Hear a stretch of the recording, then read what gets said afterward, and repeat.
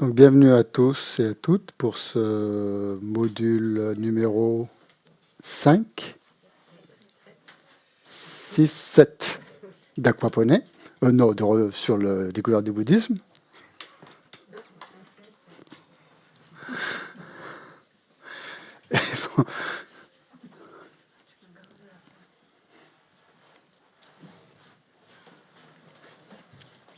Donc, on est au module 7 déjà. Bon, ben, c'est formidable.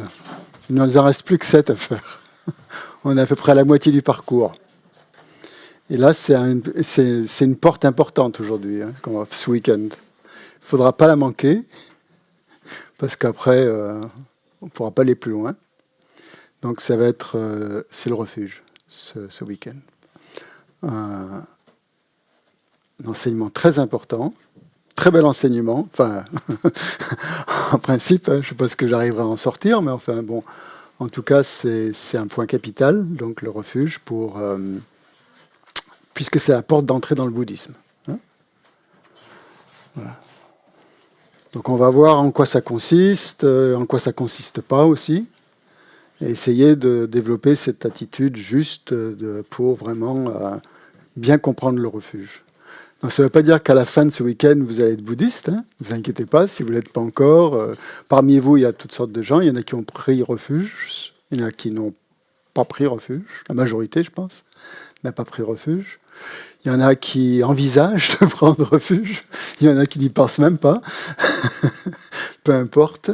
L'essentiel, donc, c'est de vous donner donc, les éléments principaux, disons fondamentaux, pour essayer de comprendre ce que c'est que ce terme de refuge, qui est tellement utilisé dans le bouddhisme que on se demande bien ce que c'est, quoi. Bon, donc on va essayer de voir que c'est pas simplement un truc bouddhiste, hein, le refuge, mais que c'est vrai, ça fait vraiment partie de notre mode de fonctionnement. Donc voilà. Donc avant de commencer directement avec le sujet, on va commencer par se concentrer un petit peu sur la respiration pour éliminer les tensions, au moins. Vous êtes tendu, là? Non, c'est moi, alors. Bon. Voilà. Tu veux un thé? Hein? Non, non, non, non, merci, au contraire. J'ai la tisane. J'ai ma tisane, là. Ça va aller, merci, Séverine, c'est gentil.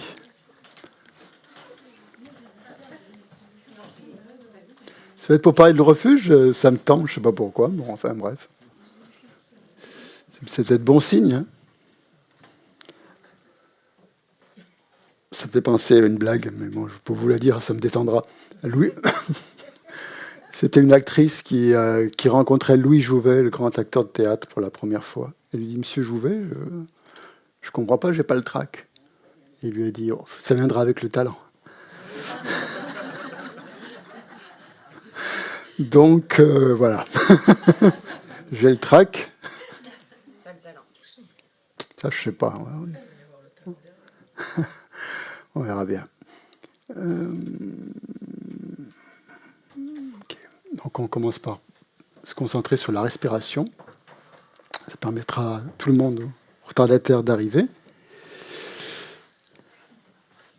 et de s'installer.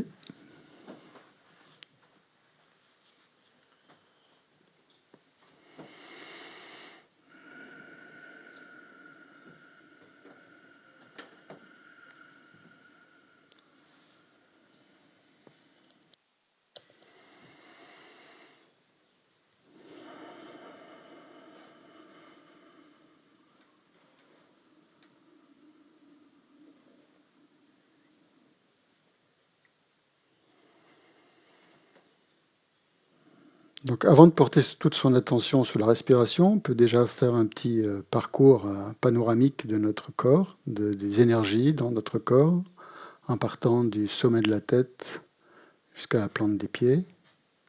Essayer justement de regarder, d'observer les différentes sensations qui s'élèvent aux différents points du corps, Et là, partout où vous sentez une tension ou quelque chose de particulièrement fort, vous concentrez votre attention dessus.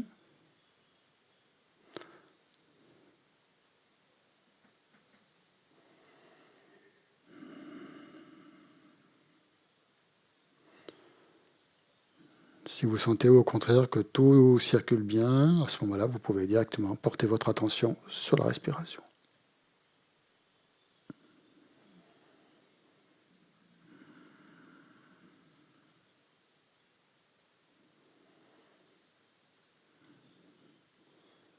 Vérifiez quand même que votre posture soit adéquate, surtout le dos droit, la main droite dans la main gauche, éventuellement. Les épaules relâchées. Les yeux soit fermés, soit légèrement ouverts. La langue contre le palais.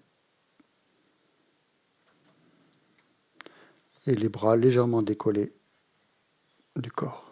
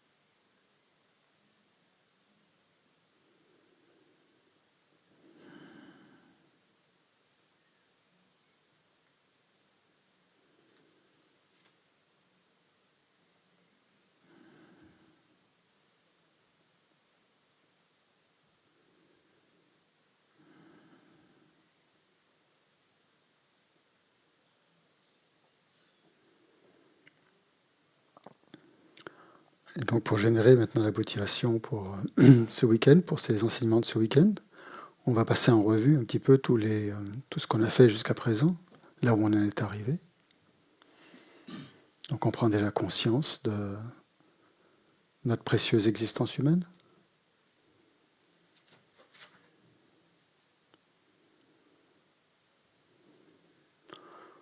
On revoit brièvement, donc on repense brièvement à toutes les qualités que l'on a à notre disposition, toutes les facilités, aussi bien au niveau extérieur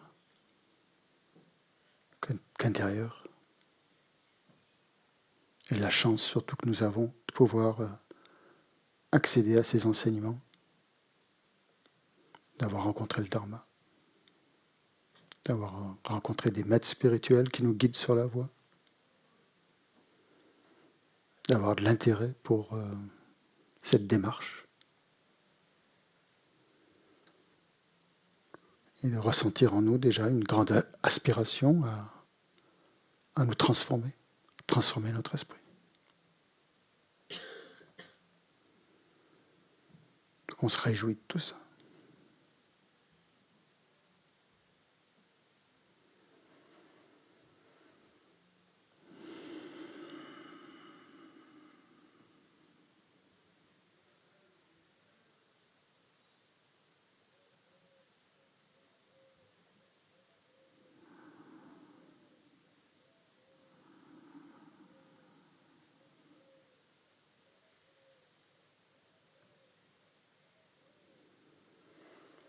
Donc cette réalité nous amène à contempler une seconde réalité, celle de notre impermanence.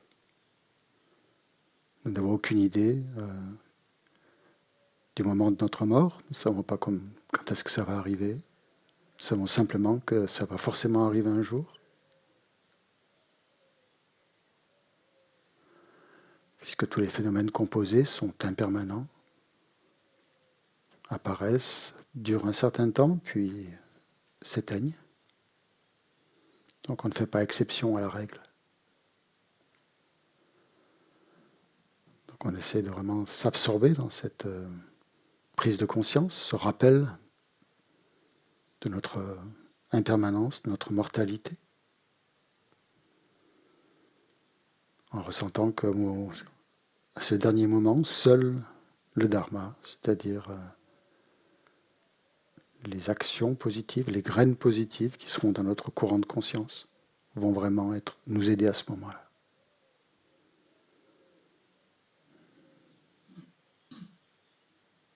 Rien d'autre.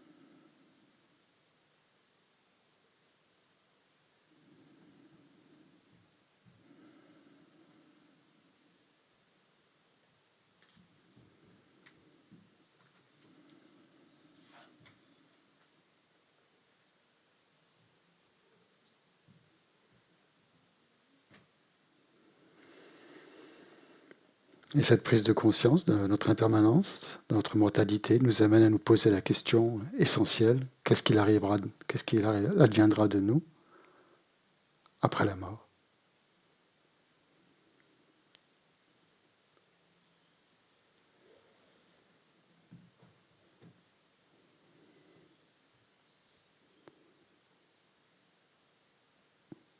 Sachant qu'il n'y a que deux possibilités pour notre esprit de se diriger, soit vers des destinées dites inférieures ou des destinées dites supérieures. Donc là, on prend conscience de la possibilité, de l'éventualité que l'on prenne naissance dans des mondes inférieurs. Que ce soit des mondes humains ou des mondes non humains. En pensant aux souffrances extrêmes que l'on peut rencontrer dans de tels mondes.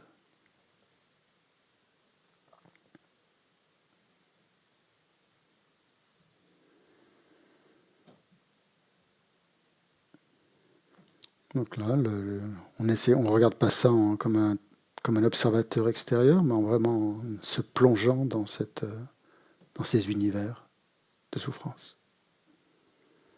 Que ce soit les enfers chauds ou froids, que ce soit les souffrances de la faim et de la soif, ou les souffrances plus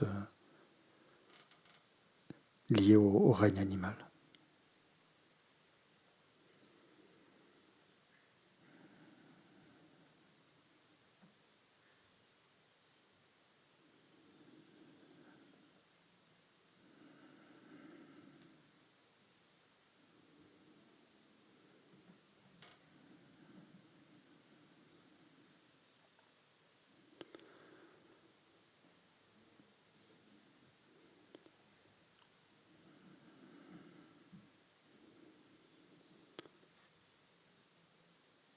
Ça nous amène donc à nous poser la question, quelle est la cause de ces mondes, de ces souffrances?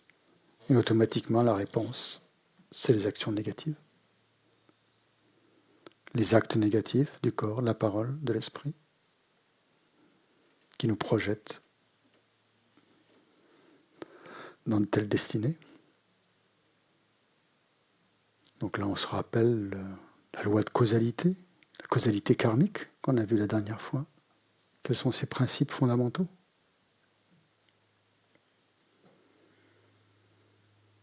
Que le karma est certain, c'est-à-dire que les actions positives amènent du bonheur et que les actions négatives conduisent à la souffrance.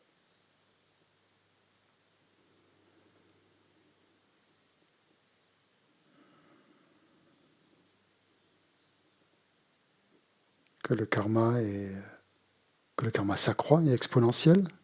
Une toute petite action, positive ou négative, peut avoir des effets gigantesques.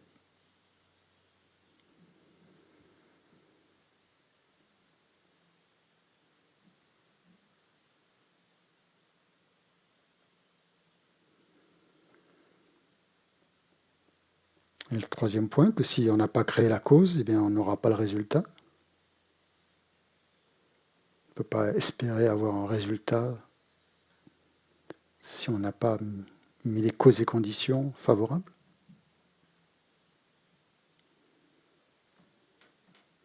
Aussi bien dans le sens positif que négatif.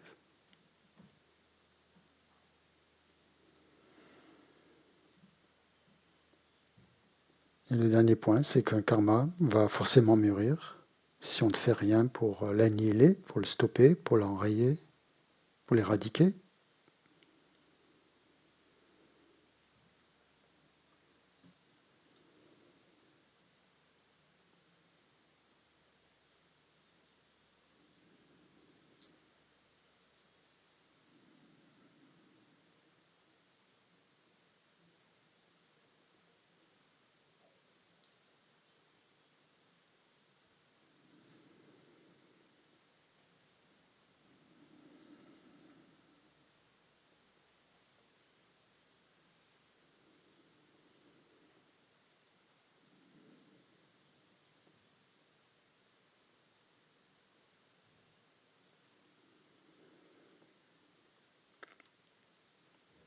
Donc en pensant à toutes les souffrances qui pourraient advenir à cause de nos karmas négatifs, chose dont on n'a pas forcément conscience, on ne connaît pas toutes les graines qui sont dans notre courant de conscience.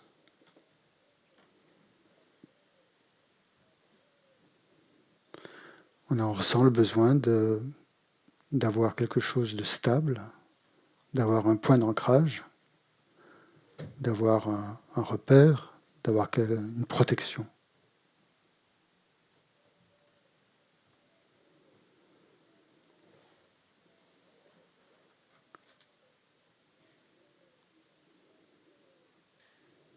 D'avoir un refuge.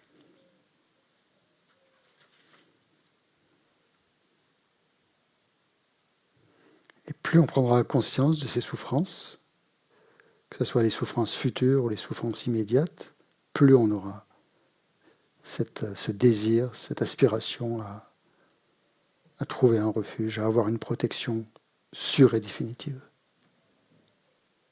Donc si déjà on la ressent en soi, peut se concentrer dessus. Sinon, c'est quelque chose qu'il nous faut cultiver.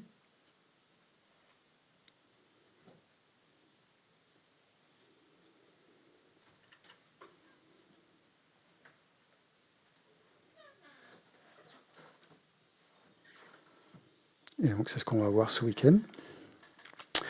Et pour commencer, donc, on va s'adresser au Bouddha Shakyamuni, qui est le refuge absolu. Pour ça, donc, on prend le livret doré. Alors, sur Zoom, je vais partager avec vous.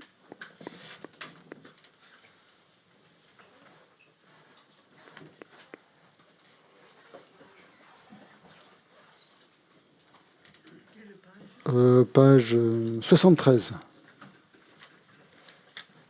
Ouais, pardon.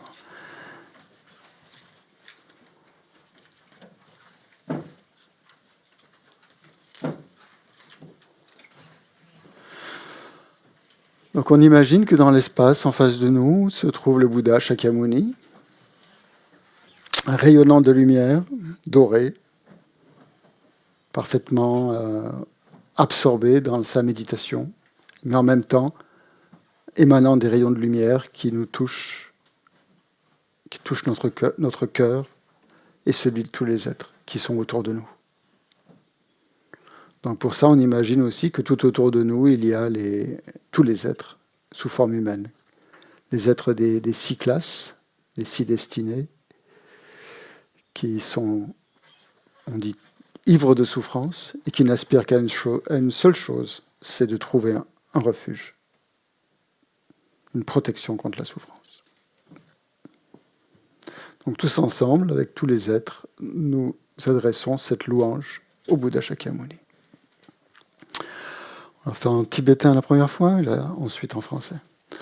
Lama Tompa Chomden de Shinche Padra Jompa Yanda Padzope Sangye Rikpa Danja Sutempa Dewa Shekpa Jikten Kiempa Kiepo de Loi et Kala Gyorwa Lana Mepa Ladaminam Gitampa Sangye Chomden de Pelgyelwa Shakya Tupala Chatsalo Cheto Kyapsuchi Om. Maître enseignant, Bhagavan, Tathagata, Arhat, Bouddha, pleinement accompli, parfait en connaissance et en bonne conduite. Sugata, connaisseur du monde, insurpassable guide des êtres à discipliner, enseignant de tous les dieux, de tous les hommes. À vous, Bouddha, Bhagavan, glorieux conquérant, Shakyamuni, je rends hommage et présente des offrandes. En vous, je prends refuge. Maître enseignant, Bhagavan, Tathagata, Arhat, Bouddha, pleinement accompli, parfait en connaissance et en bonne conduite. Sugata, connaisseur du monde, insurpassable guide des êtres à discipliner, enseignant de tous les dieux et de tous les hommes. À vous, Bouddha, Bhagavan, glorieux conquérant, Shakyamuni, je rends hommage et présente des offrandes. En vous, je prends refuge. Vous, chef parmi les hommes, à votre naissance, vous avez fait 7 pas sur cette grande terre et annoncé « Je suis suprême en ce monde ». À vous, sage en ce temps-là, je rends hommage. Corps parfaitement pur, forme éminemment noble, océan de sagesse, vous êtes pareil à une montagne d'or, et votre renommée illumine les 3 mondes. À vous, Sauveur suprême, je rends hommage. Vous êtes orné de marques excellentes, votre visage est semblable à une lune immaculée, et votre teint pareil alors, à vous, je rends hommage. Pur comme vous, les 3 mondes ne le sont pas. À vous, dont la sagesse est incomparable, je rends hommage. Sauveur, la grande compassion, enseignant qui connaît toutes choses, champ de mérite aux qualités aussi vastes que l'océan, à vous ainsi allez, je rends hommage. Par la pureté, il délivre de l'attachement, par la vertu, il libère des renaissances infortunées. Unique chemin, réalité pure et suprême, au dharma qui apaise, je rends hommage. Vous êtes libérés et montrez la voie qui mène à la libération. Vous observez avec ferveur les préceptes de l'éthique. Chant pur doté de réalisation, à vous, assemblée suprême, vouée à la vertu, je rends hommage. Hommage au suprême Bouddha, hommage au refuge du Dharma, hommage à la noble Sangha, avec une dévotion infinie, hommage à vous 3. À vous qui êtes dignes de respect, m'inclinant avec décor aux aspects les plus divers, aussi nombreux que les atomes de tous les royaumes, avec une foi suprême, je rends hommage.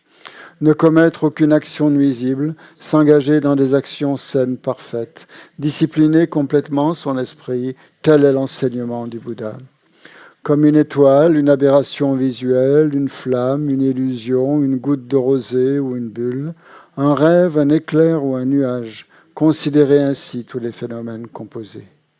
Par ses mérites puissent les êtres atteindre l'état d'omniscience et vaincre l'ennemi, les défauts. Puissent-ils se libérer de l'océan de l'existence cyclique, agité par les vagues tumultueuses de la vieillesse, de la maladie et de la mort. Sutra du cœur de la perfection de la sagesse. Hommage aux trois nobles, rares et sublimes.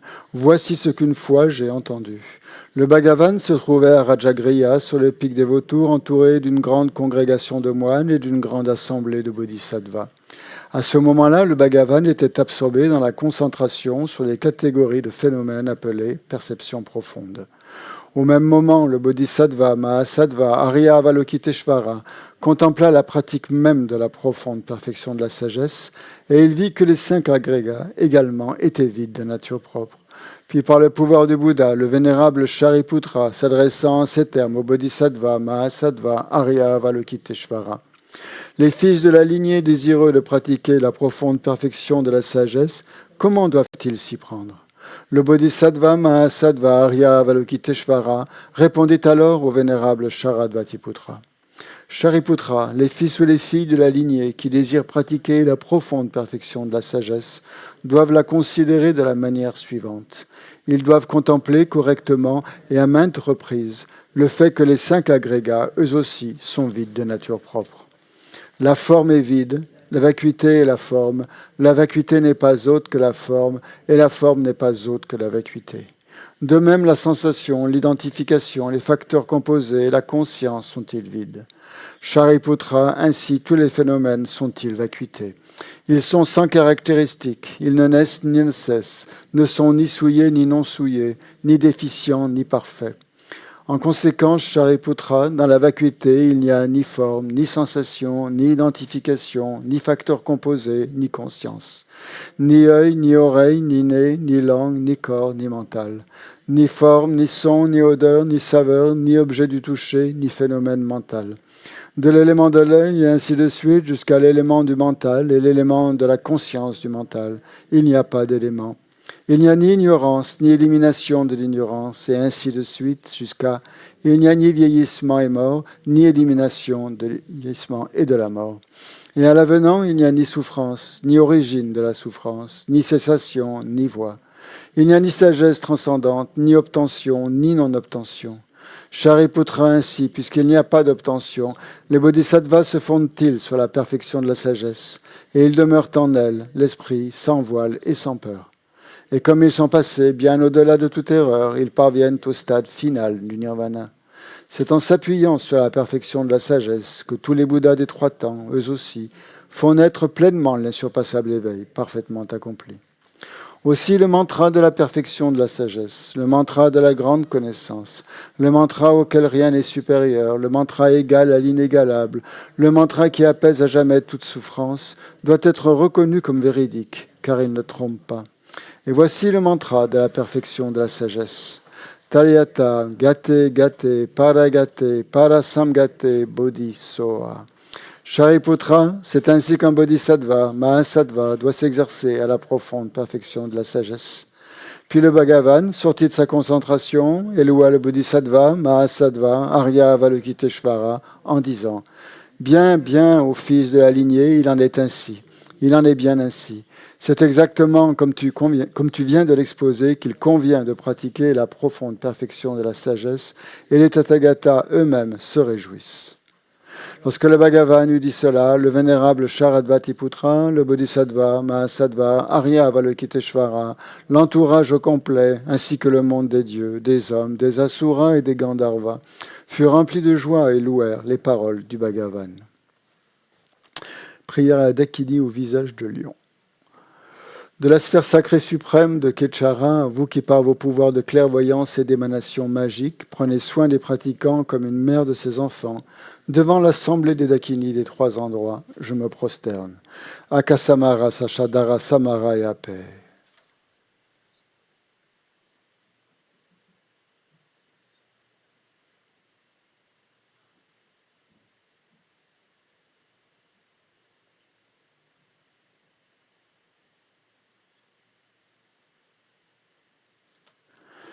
Akasamara Sachadara Samaraya Pe Tayata Gate Gate Paragate Parasamgate Bodhi Soa. Par les enseignements des 3 nobles rares et sublimes, dotés du pouvoir de la vérité, que les obstacles soient évités, qu'ils soient chassés, qu'ils soient apaisés. Que tous les ennemis et les forces négatives, contraires au Dharma, soient complètement pacifiés. Shantim Koro Soa. Puisse la multitude des 80 000 obstacles être dissipés. Puissions-nous être séparés des conditions adverses au Dharma. Puissent tous les plaisirs être en accord avec le Dharma. Puisse le bonheur parfait et tout ce qui est de bon augure régner ici et maintenant. On va à la page 98 pour l'offrande de mandala.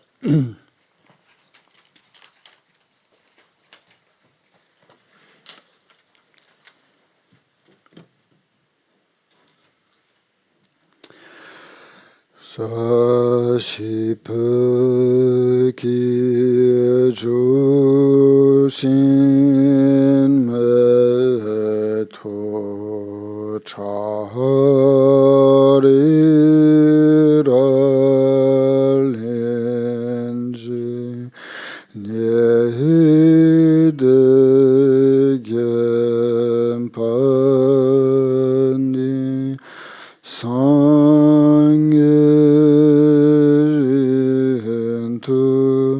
metervaye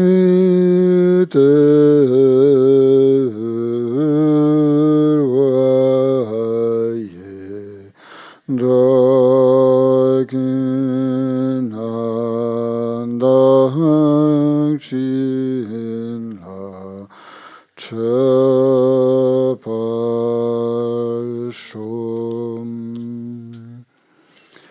Maître pur, parfait et saint, des nuages de compassion qui se tournent dans l'espace de votre sagesse du Dharmakaya, veuillez répandre une pluie d'enseignements vastes et profonds, conformes exactement aux besoins de vos disciples.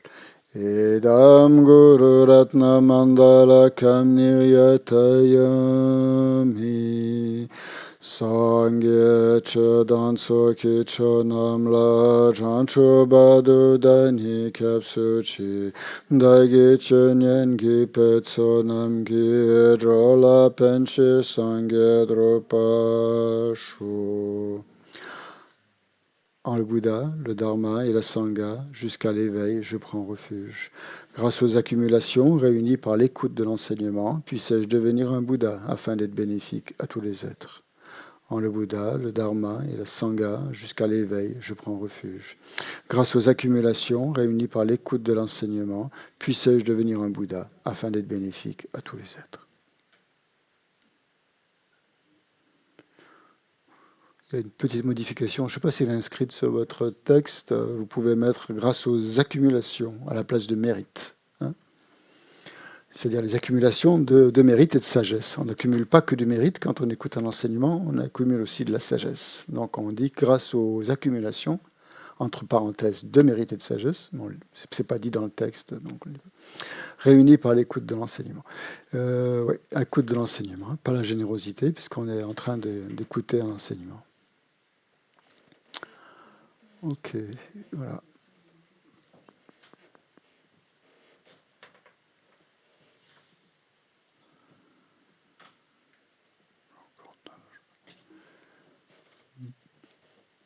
Donc pour les retardataires, donc bienvenue à ce module numéro 7 sur le refuge, qui fait partie donc de notre découverte du bouddhisme.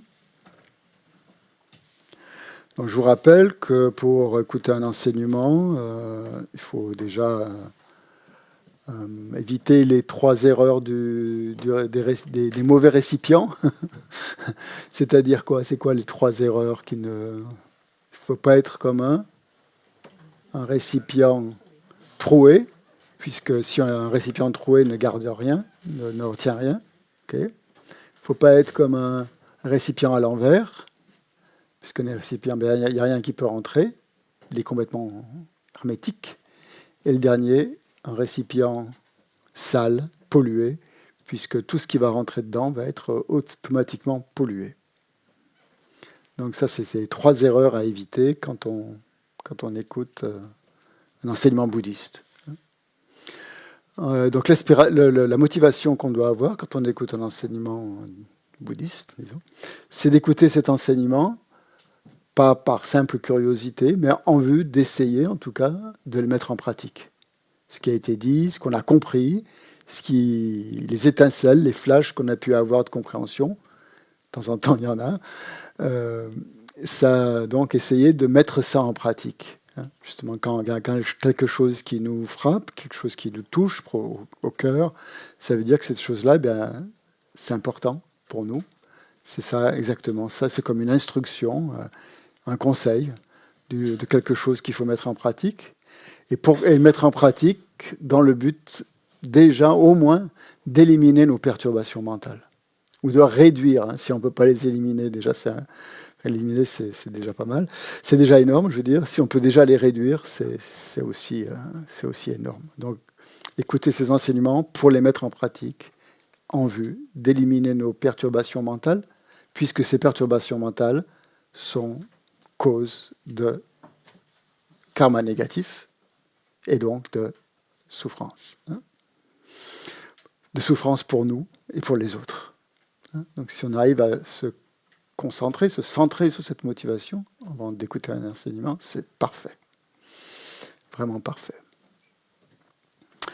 L'autre motivation qu'on peut avoir quand on écoute un enseignement, qui en fait partie, c'est de vouloir développer le potentiel positif de notre esprit. On vient là pour développer, parce qu'on a pris conscience que notre esprit était quelque chose d'insubstantiel, d'illimité, qu'on peut développer à l'infini. Et donc, grâce aux enseignements du Bouddha, on espère donc développer ce potentiel positif dans notre esprit. Pourquoi ?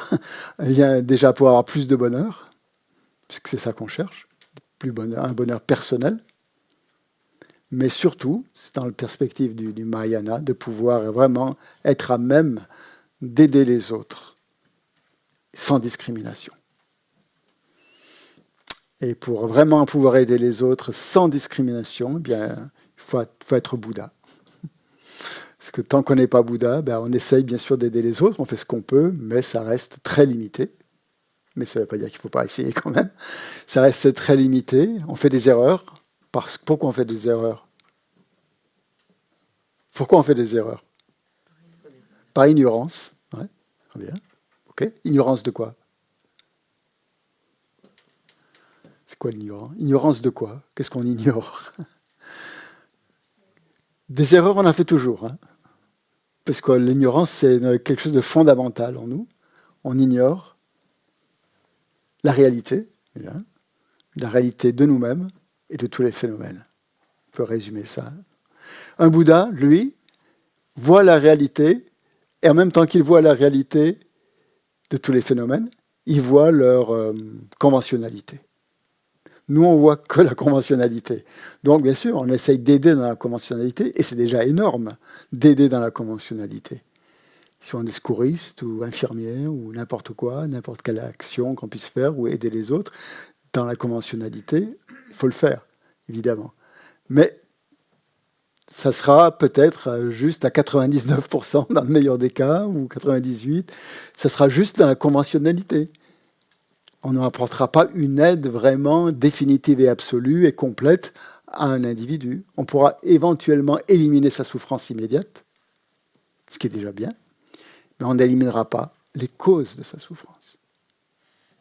Et c'est ça qui est important. Donc c'est seul un Bouddha qui peut nous aider à éliminer les causes de notre souffrance. Donc pas simplement la souffrance, mais vraiment aller à la cause. Donc, pourquoi un Bouddha peut faire ça ? Oui, parce qu'il voit en même temps le conventionnel et l'ultime. Donc, waouh, c'est super. Si on arrivait à voir le conventionnel et l'ultime, c'est tout ce qu'il y a à faire. C'est tout assez... Et Bouddha, c'est pas voilà, quelque chose qu'on ne va jamais pouvoir arriver, puisqu'on a déjà cet esprit qui a une potentialité de devenir Bouddha, d'éliminer l'ignorance. Okay. Donc, comme je vous le disais, le thème de ce week-end, c'est le refuge. Le refuge dans quoi? Dans quoi on prend refuge? Dans le Bouddha, dans le Dharma et dans la Sangha. Donc, on va voir ce que c'est que ça. Bouddha, Dharma, Sangha. Donc, c'est, comme je vous le disais aussi tout à l'heure, un thème clé de l'enseignement en général. Parce que, en fait, tout découle du refuge. Quelles que soient les pratiques que vous allez faire après, les grandes pratiques des tantras sur les déités, sur ceci, sur cela, si à la base, il n'y a pas le refuge, votre pratique, elle va peut-être apporter un certain bienfait, ça ne sera pas forcément une pratique bouddhiste, s'il n'y a pas le refuge.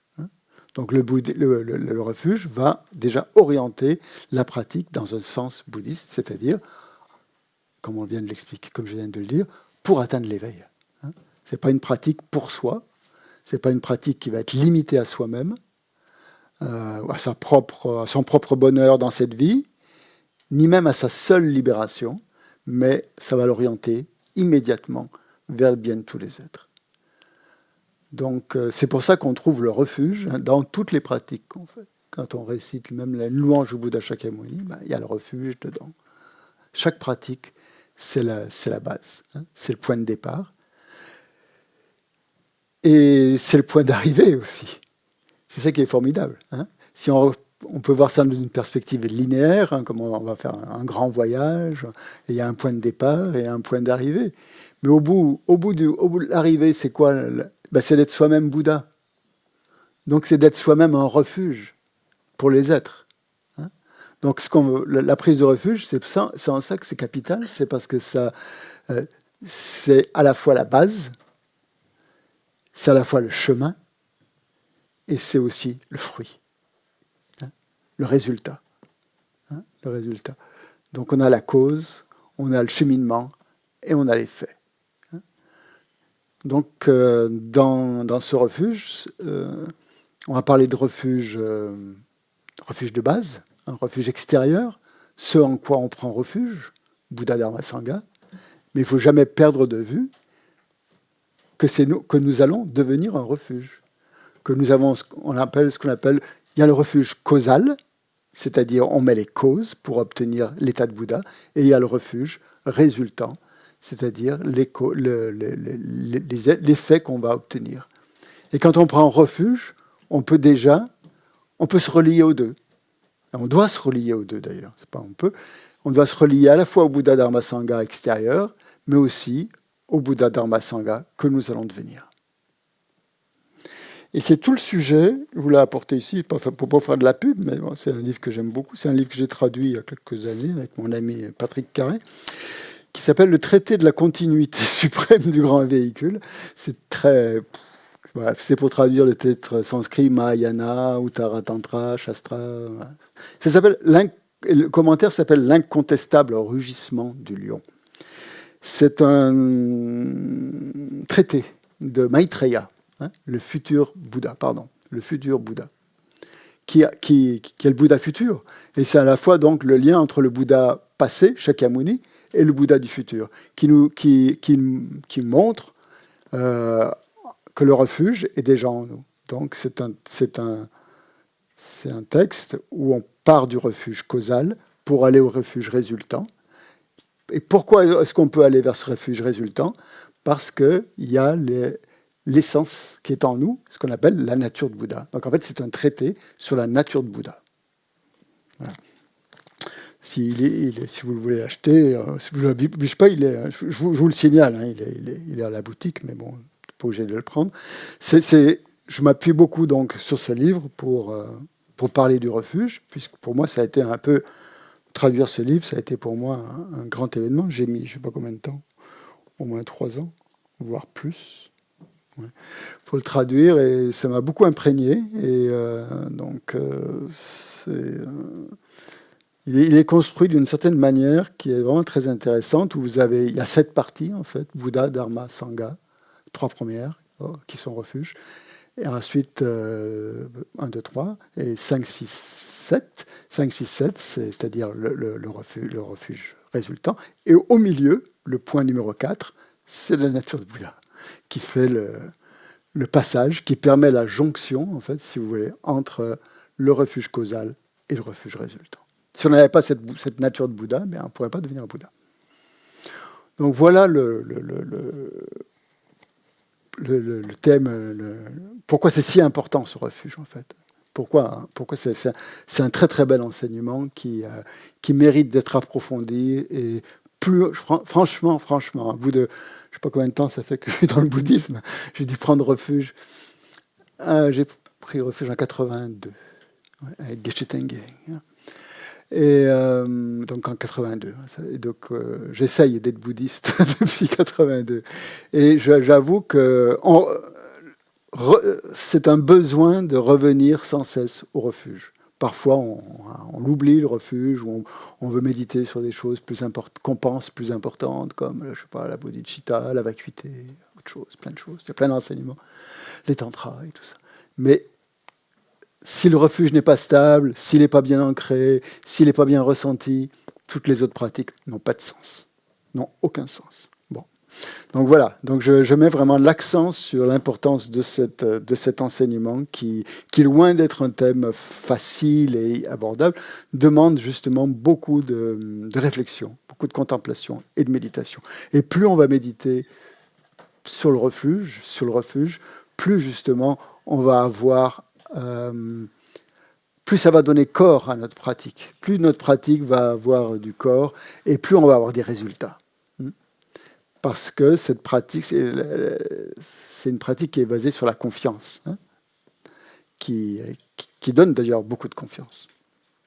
Donc voilà, donc c'est le thème clé donc, de l'entrée sur la voie, mais c'est aussi la voie et c'est aussi le résultat. Donc ça, c'est très important de bien voir le refuge comme lié à ces trois phases. La phase donc, de base, la phase de cheminement et la phase de résultat. Le résultat, bien sûr, c'est l'éveil. Mais cet éveil, dès quelque part, si on peut prendre refuge, c'est parce que cet éveil est déjà en nous. Après, le refuge permet justement de dévoiler ça. Donc, un point déjà à éliminer, c'est que le refuge n'est pas quelque chose à acquérir. Ce n'est pas quelque chose qu'il faut obtenir, qu'il faut se forcer à avoir. Ce n'est pas quelque chose qu'on n'a pas. C'est quelque chose qui est là déjà en nous. Et qui a besoin de se révéler, qui a besoin d'être touché, qui a besoin d'être ressenti. Et plus on va le ressentir, ça, et plus, justement, ça va être libérateur pour nous. Et plus on va le ressentir, plus ça va amener du bonheur. Puisque finalement, si on regarde bien, quel est le point crucial du refuge, c'est de commencer à partir de notre aspiration au bonheur. Donc nous aspirons tous au bonheur, c'est quelque chose qui nous préoccupe 24 heures sur 24. On pense, on va dire qu'à ça, et à ne pas souffrir. Les deux vont ensemble. Donc prendre refuge, si on veut vraiment essayer de définir, c'est exactement ça. C'est chercher le bonheur et c'est chercher à ne pas souffrir. Quand on prend refuge, même au sens littéral du terme, c'est parce qu'on veut s'éviter des souffrances.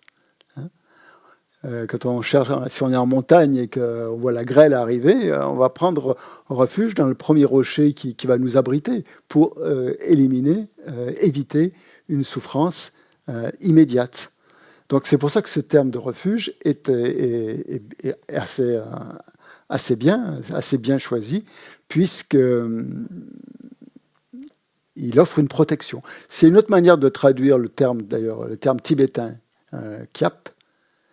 Kyap, ça veut dire ça. Quand les Tibétains disent kyap, ça veut dire refuge. Donc, ils disent l'expression que vous allez sûrement entendre dans les textes Kyapsuchio. Alors, on entend Lamala Kyapsuchio, je prends refuge dans le lama. Sangyela Kyapsuchio, je prends refuge dans le Bouddha. Chöla Kyapsuchio, je prends refuge dans le Dharma. Gendunla Kyapsuchio, je prends refuge dans la Sangha. On retrouve toujours ce kyap. Et ce kyap, c'est si on se concentre dessus, même si on lit les mots, on lit en tibétain, parfois dans les prières, c'est dit comme ça. Dès qu'on entend ce mot kyap, ça veut dire refuge, protection. Donc, je prends refuge. Et on le traduit comme ça. Le tibétain, il n'y a pas forcément cette action. Ils disent refuge, simplement. Mais nous, en français, quand on le traduit, alors on le traduit par je prends refuge. Parce qu'en fait, c'est bien de le traduire comme ça, je trouve, parce que c'est un processus dynamique. On n'attend pas du refuge qu'il nous fasse tout pour nous. C'est pas quelque chose, voilà, je prends refuge et puis voilà, j'ai rien à faire, tout va bien, le refuge prendra soin de moi. Non. C'est-à-dire, je prends refuge, même si ce jeu, c'est un jeu conventionnel, bien sûr, qui prend refuge à ce moment-là. Ça veut dire qu'on cherche, qu'on a envie de se diriger vers un refuge, de prendre une direction dans laquelle on va être protégé. Et c'est ça que veut dire le refuge, en fait. C'est pas attendre c'est pas une attente passive d'un résultat, d'une protection qui vienne d'ailleurs, de manière magique, comme ça. Voilà. Donc, il ne faut pas penser au refuge en termes de magie. Ce n'est pas quelque chose qui va magiquement nous protéger parce qu'on dit Sanghela Kyapsuchio, je prends refuge dans le Bouddha, je prends refuge dans le Lama, je prends refuge dans la Sangha, ça y est, je suis protégé. C'est comme disait Pabon Karim Poche, vous êtes en pleine montagne, si vous ne faites rien et vous dites refuge, refuge, refuge, sans vous précipiter sous un rocher, vous allez vous faire tremper. Et ce sera... Donc c'est la même perspective, c'est prendre refuge en allant vers cette protection. C'est un refuge donc en recherchant activement une protection. Donc si on recherche la protection, on va la trouver, forcément. Si on attend qu'elle vienne toute seule, elle viendra peut-être, ça va dépendre de notre karma, mais pas forcément. Donc les termes prendre refuge veut dire déjà prendre conscience de la souffrance. C'est le point, on va dire, un point clé dans le refuge. Si on n'a pas pris conscience de la souffrance, pourquoi est-ce qu'on prendrait refuge ? À quoi bon, si tout va bien dans notre vie ? Donc plus on va être conscient, en fait, plus on va être conscient des souffrances. Et par souffrance, on verra ça à la rentrée, là. Il y aura tout un module là-dessus sur le samsara, justement sur la souffrance. Mais déjà, pour prendre refuge, il faut avoir déjà pris conscience de sa propre souffrance. On en est là. On n'est pas encore, on n'est pas au niveau du refuge causal, en tout cas. On commence vraiment modestement par prendre conscience de sa souffrance. Et quelque part, si on est là, c'est parce que on a déjà pris conscience un peu de notre souffrance et qu'on cherche, consciemment ou pas, en tout cas, un refuge pour être protégé. Et donc la souffrance dans le bouddhisme, comme on le verra plus tard, c'est pas simplement la souffrance immédiate, la souffrance physique ou même la souffrance mentale. C'est beaucoup plus que ça, la souffrance. Quand le Bouddha parle de la vérité de la souffrance, qui est la première des 4 nobles vérités, il nous demande de prendre conscience de la souffrance à un niveau beaucoup plus profond que simplement avoir mal au genou. Voilà. Ça, c'est facile à éliminer. Il suffit de s'asseoir comme il faut et vous n'aurez plus mal.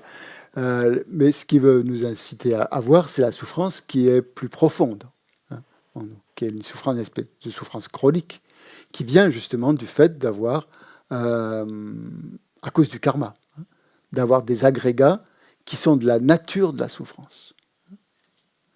Donc ça va, le refuge va amener à cette constatation. Et les deux vont s'allier. Plus on va prendre refuge, et plus on va être conscient de sa souffrance, plus on va être conscient de sa souffrance, et plus on va vouloir prendre refuge. Donc, c'est un sujet qui est lié à la souffrance. C'est pas évident déjà de vouloir regarder ce qui ne va pas, mais le refuge, ça implique ça. Ça implique déjà de rechercher ce qui ne va pas, et de vouloir s'en protéger. Bon, c'est pas quelque chose de nouveau pour nous, hein. En fait, on fait ça tout le temps, prendre refuge. On prend toujours refuge dans quelque chose pour ne pas souffrir, hein. Quel que soit notre âge, d'ailleurs. Quand on est enfant, on va prendre refuge dans sa maman ou dans ses parents, hein, parce que c'est eux notre protection, ou dans quelqu'un que l'on aime, c'est pas forcément ses parents ou des proches en tout cas, hein, des gens en qui on a confiance, hein. Quand on est adolescent, je sais pas, on va prendre refuge dans ses amis, par exemple, hein, parce que quand on a des peines de cœur ou autre, on va se confier soit à ses parents, soit à ses amis. Quand on est adulte, on va prendre refuge dans d'autres choses. On va prendre refuge, je sais pas, dans son travail, par exemple. On va prendre refuge dans sa famille, on va prendre refuge dans l'argent, on va prendre refuge dans le pouvoir, dans la célébrité, dans les assurances-vie, dans son compte en banque, on va prendre refuge dans la nourriture, on va prendre refuge dans le sexe, dans la drogue, dans le rock'n'roll. Plein de choses qui sont toujours quelque chose pour ne pas souffrir, hein, pour éviter de souffrir. Donc, quel que soit notre âge, c'est finalement ce qu'on a fait jusqu'à présent. On essaie de prendre refuge dans des choses extérieures à nous, pensant que ces choses-là allaient nous apporter un bonheur. Et dans une certaine mesure, elles nous apportent un bonheur, évidemment. Les amis, les parents, tout le reste, l'argent, etc., le rock'n'roll, tout ça, ça apporte un certain bonheur immédiat, tout à fait. Mais c'est pas vraiment le bonheur, c'est sûr. On a tous fonctionné comme ça, on fonctionne dans une certaine mesure encore comme ça, mais on a tous compris, quelque part, si on est là, je pense, c'est pour ça, que ce bonheur-là n'était pas vraiment satisfaisant. Pourquoi il n'était pas satisfaisant? C'est parce qu'il ne durait pas. Tout simplement, il fallait sans cesse le reproduire. Donc il y avait toujours un goût de Mick Jagger, hein, d'insatisfaction qui était là.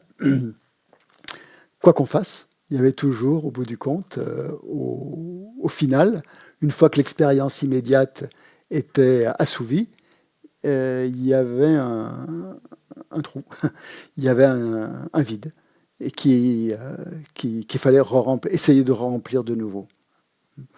Et donc c'est ça qu'en fait nous conditionne à devenir bouddhiste quelque part. Quand on a vu que tous les refuges qu'on a pu essayer dans la vie n'avaient pas fonctionné, pourquoi ils n'ont pas fonctionné ces refuges? Peut-être parce qu'on attendait d'eux aussi des choses qu'ils ne pouvaient pas nous donner, hein. Et dans le samsara, on dit tout ce qu'on essaye, tous les refuges que l'on prend dans le samsara ne tiennent pas leurs promesses. Ne tiennent pas leurs promesses parce que ce ne sont pas des refuges parfaits. Voilà. Donc une fois qu'on a compris ça, waouh, c'est le grand renoncement. On a compris qu'il n'y avait pas de refuge parfait dans le samsara. Formidable.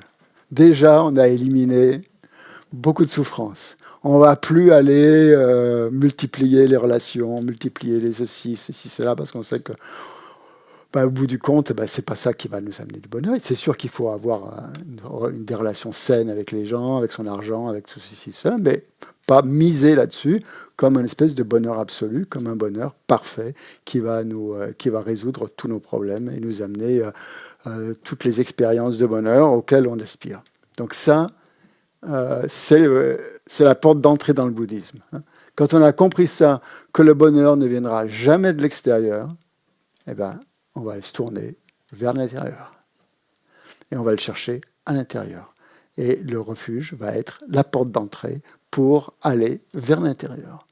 Donc ce n'est pas une porte qui donne sur l'extérieur, dans la maison, c'est une porte qui donne sur l'intérieur. C'est comme la porte du palais, hein, dans les déités.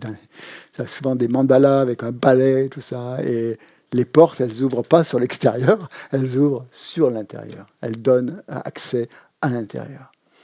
Et donc là, on change de focus. Hein. Au lieu de regarder par la fenêtre, au lieu de regarder ce qui se passe à l'extérieur, eh bien, on commence à regarder ce qui se passe à l'intérieur. Et on prend conscience que les gens avec à qui on avait misé notre confiance, ils sont très bien. Nos parents, nos amis, nos amoureux, voilà, tout ça, c'est formidable. Nos petits chéris, très bien. Mais ils ne pourront jamais nous donner le bonheur qu'on veut. Donc, on va essayer maintenant de ne pas attendre d'eux, de ces choses-là, ce qu'elles ne peuvent pas nous donner, mais plutôt d'aller voir ceux qui peuvent nous donner quelque chose. Et c'est ce qu'on appelle les objets de refuge. Les objets de refuge, c'est ceux qui vont vraiment nous apporter quelque chose, parce qu'ils sont parfaits, parce qu'ils sont infaillibles. Hein, c'est les qualités du refuge que je suis en train d'évoquer. Parce qu'ils sont parfaits, parce qu'ils sont infaillibles, parce qu'ils ne trompent pas. Ils tiennent leurs promesses, autrement dit. Et c'est ce que va... S'ils tiennent leurs promesses, c'est quoi ? C'est de nous apporter du bonheur. Donc, dans cette quête de bonheur, finalement, cette quête du bonheur, elle est liée aussi au fait de vouloir mettre fin à notre souffrance. Donc, jusqu'à présent, nous avons essayé de mettre fin à notre souffrance en multipliant les expériences diverses et variées. Et maintenant, donc, on va essayer de mettre fin à la souffrance en se tournant uniquement vers un seul refuge. Hein. C'est-à-dire voir que toutes ces expériences, toute cette multiplicité, en fait, n'est pas forcément la solution, et que la solution se trouve plutôt en réduisant, en fait, ces expériences-là. Bon, peut-être qu'il y a des questions, non ? Je ne sais pas. Si je vais faire une petite... si vous avez des questions par rapport à ça, ce que je viens de dire. Merci. Attendez, le micro, il va arriver.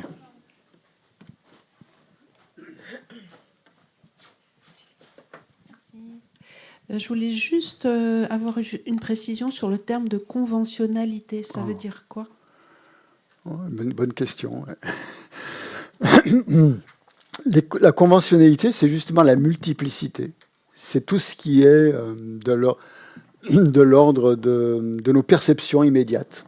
Tout ce qu'on perçoit au niveau immédiat avec nos sens, avec notre conscience mentale, avec nos consciences sensorielles, tout ce qui est, tout ce que nous percevons.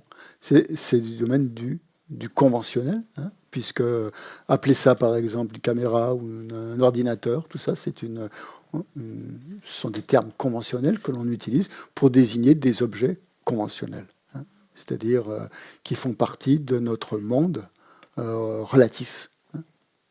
On pourrait dire relatif, si vous voulez, c'est des choses relatives, par opposition à absolu. Hein. Mais ça sera... On en parlera. Hein. Donc, dans le bouddhisme, on parle de deux vérités, juste pour simplifier, je ne vais pas trop m'étendre là-dessus, mais bon, ça fera partie du refuge. J'en parlerai aussi pendant le refuge. On parlera aussi d'un refuge ultime et d'un refuge conventionnel. Donc, on parle de deux vérités dans le bouddhisme. Une vérité conventionnelle, qui est la vérité que nous percevons, qui pour nous est une vérité. Mais pour un Bouddha, ce n'est pas une vérité. Et il y a la vérité absolue qui est du domaine de la perception d'un Bouddha. Donc nous ne percevons pas la vérité absolue. Nous pouvons l'intuiter, nous pouvons en avoir des expériences, peut-être par la méditation, voilà.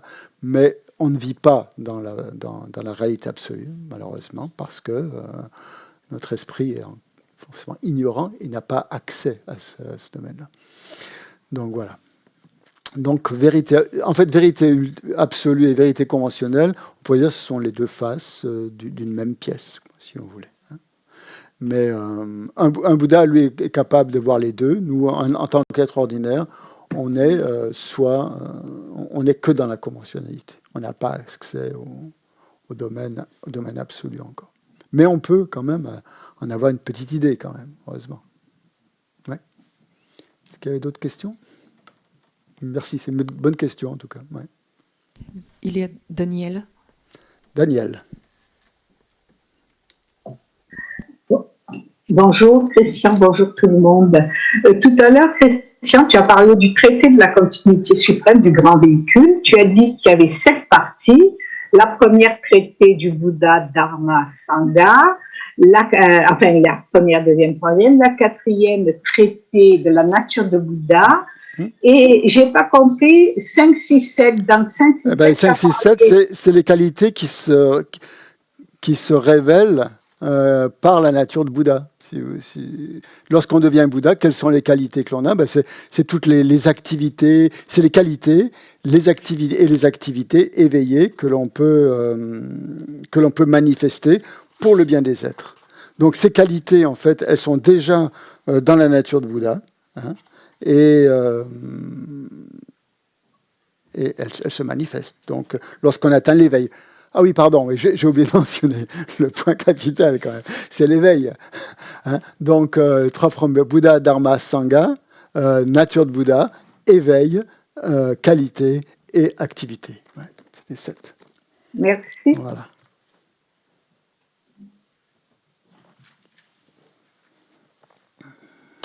Oui, d'autres questions? Oui, vas-y, au fond. Je me souviens plus de ton prénom déjà.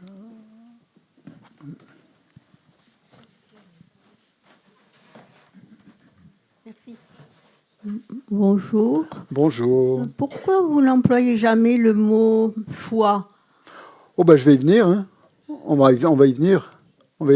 Pour l'instant, on dégrossit là. J'entends parler de confiance plutôt. Oui, confiance ou foi, oui, comme vous voulez. On peut dire foi si vous voulez. Oui. D'accord. Il n'y a pas de problème. Pas de problème. On peut dire les deux. Hein. On peut dire les deux. Si je parle de confiance ou de foi, c'est pareil. Hein. Je pense que je vais vous lire une citation de Lama Yeshe, je la cherche. Oui, c'est ça. Lama Yeshe. Je m'appuyais aussi beaucoup sur Lama Yeshe parce qu'il a une façon d'expliquer le refuge qui est vraiment particulière. Je vais essayer de mélanger un petit peu la présentation traditionnelle, puisqu'il faut c'est quand même le cursus découverte du bouddhisme, il faut quand même que je vous donne la présentation traditionnelle du bouddhisme, telle qu'elle est donnée par tous les maîtres bouddhistes, mais aussi la vision de Lama Yeshe qui élargit vraiment, qui donne une perspective très, très, très vaste du refuge, et qui convient bien à notre état d'esprit, je trouve. Donc c'est pour ça que je vais essayer de le citer le plus possible. Donc là, je vous le cite pour faire la transition. Alors, je traduis comme ça à la volée, hein, donc c'est pas parfait. Hein. Donc, il dit quand nous prenons refuge dans les 3 joyaux, hein, dans le Bouddha, dans le Dharma et la Sangha, le point important, voilà, qu'est-ce que c'est? Tu l'as? Ah, ben il est peut-être. Est-ce que c'est la même chose? J'aurais dû. Ah, formidable. Merci Séverine. Ça évitera de.